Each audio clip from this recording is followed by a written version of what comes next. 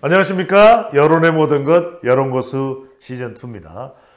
총선이 이제 한 달도 안 남았습니다. 총선 결과가 어떻게 될지 손에 땀을 쥐고 있습니다. 초박빙, 초접전이라는 설명밖에는 할 수 없을 정도로 한 치 앞을 내다볼 수가 없습니다. 과연 어떤 상황인지 데이터로 여러분들이 판단을 해보시면 좋겠습니다. 구독 꾹 눌러주시고요. 또 좋아요, 응원도 많이 해주시면 좋겠습니다. 자, 첫 번째로 최근에 가장 크게 총선 판세에 영향을 주고 있는 것은 민주당의 공천 파장입니다. 말 그대로 이구동성으로 민주당 쪽에 평론을 하는 사람들까지도 이거 대장동 공천이냐, 또는 연산군 공천이냐, 또 차은우 공천이냐, 정체불명 여론조사 공천이냐, 또 윤리평가 빵점 공천이냐, 온갖 비판의 도마 위에 올라가 있습니다.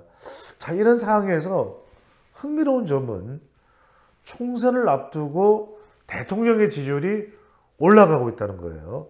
조금 상승세가 조금 둔화되긴 했지만 그래도 윤석열 대통령 지지율입니다. 2월 첫째 주에는 29%까지 내려갔던 지지율이 한국갤럽의 지난 5일부터 7일까지 조사에서는 39%입니다. 그러니까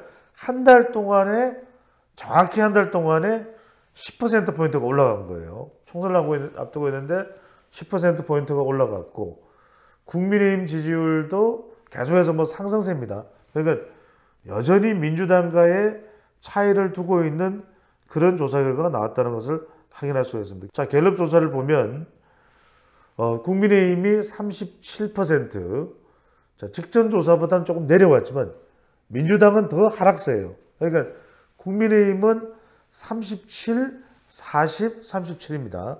그러니까 37에서 40으로 올라갔다가 37인데, 지금 민주당은 지난 2월 넷째 주부터 35, 33, 31, 2%씩 계속 떨어지고 있습니다. 그러니까 이 추세가 이어진다면 다음 조사에서는 민주당은 29%가 됩니다. 자, 총선을 앞두고 후보자의 경쟁력이 될 수 있는 것이 이런 지표인데, 지표상으로 지금 매우 민주당은 안 좋은 상태다, 악화되고 있는 상태로 가고 있다는 거 여러분들에게 분석을 해드리고 있습니다. 그럼 무엇 때문일까? 대통령의 지지율이 올라가는 것은 한 두세 가지 이유가 있습니다. 하나는 뭐냐? 최근 들어서 윤석열 대통령이 민생 토론회라고 해서 정부의 업무 보고를 받는 이 일을 계속하고 있습니다. 민주당에서는 이거 선거에 개입하는 거 아니냐, 영향 주는 거 아니냐 그러는데, 이게 불법적인 것도 아니고 대통령은 국정 운영을 해야 되죠. 그럼 대통령이 1월부터 4월 달까지는 선거 기간이니까 그럼 아무것도 하지 말고 그냥 대통령실에서 밥만 먹고 가만히 있으라는 이야기예요. 그럴 수는 없는 것이죠.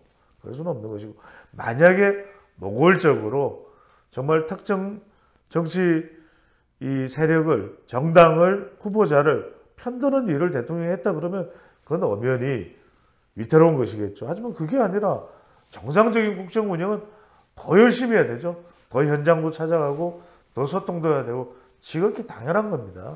대통령의 국정 수행은 안 할 수는 없는 거겠죠. 또 하나가 대통령 지지율 상승의 이유가 되는 것이 바로 의대 정원 확대입니다.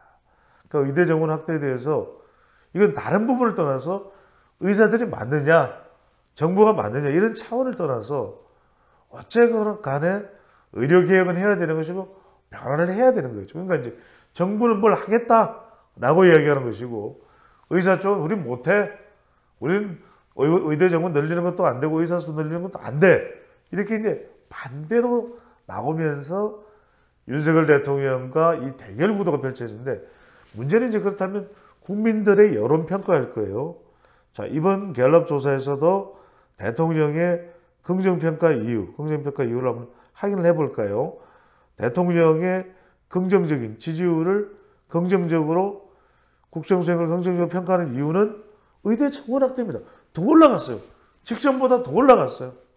계속 올라가고 있어요. 이 의사들의 주장이 아예 글러먹었다 이런 걸 떠나서 뭔가를 그럼 바꾸긴 바꿔야 되는데 뭘 할래?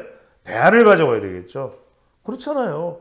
의료계에 종사하는 사람들인데 정작 의료 서비스를 받는 이 의료 서비스 하는 데 있어서 의사 위주일 수는 없는 거 아니에요.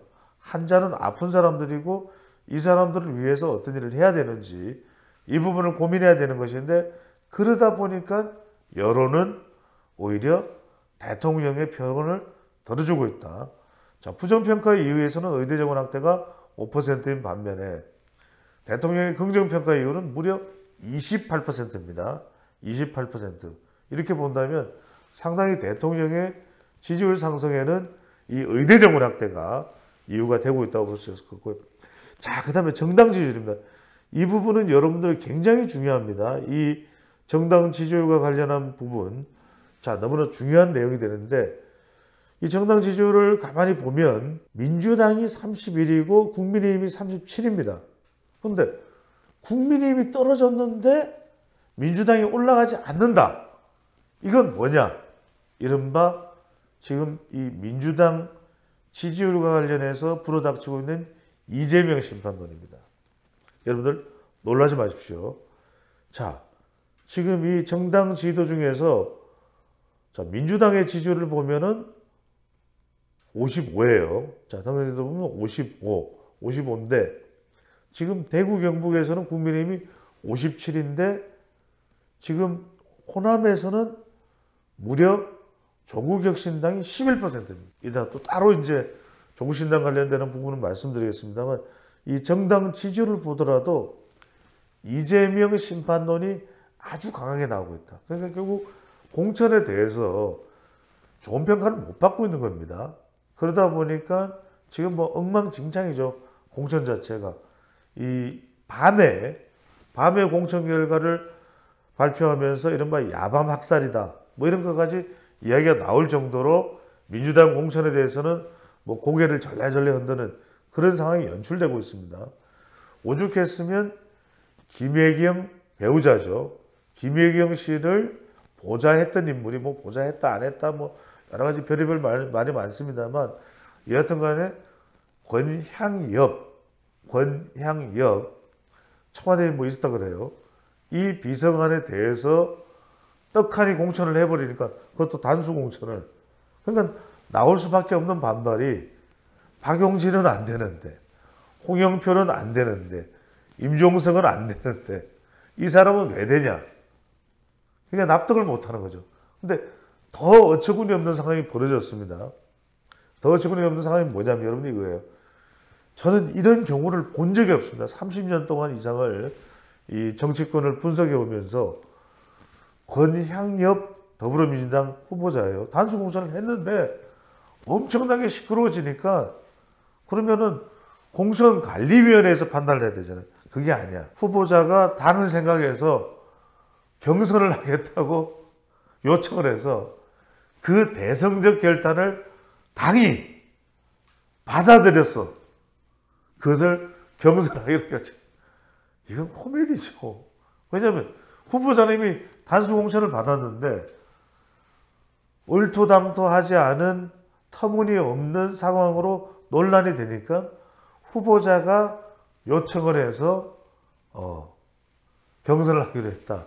이런 상황이 되다 보니까 서울에서는 지금 국민의힘이 45%, 민주당이 24%입니다. 21%포인트 앞선 경우. 지금 더블 스코어예요. 거의 더블 스코어예요.